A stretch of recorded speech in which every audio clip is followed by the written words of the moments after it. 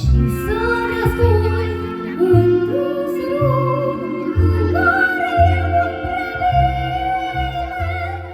să plecăm undeva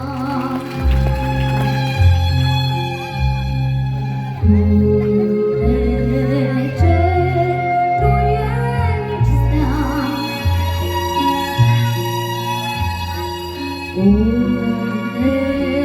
nu-i nici ceas, nici pâine,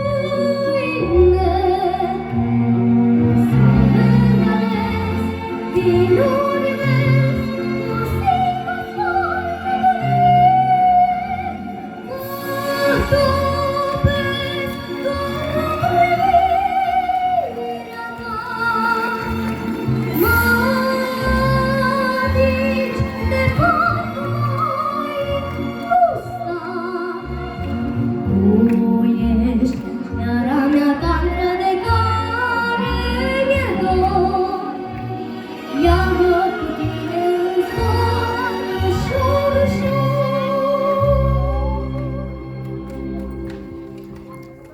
Orice s-ar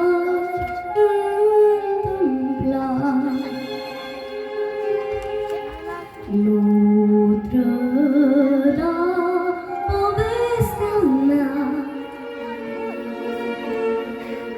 despre noi pe care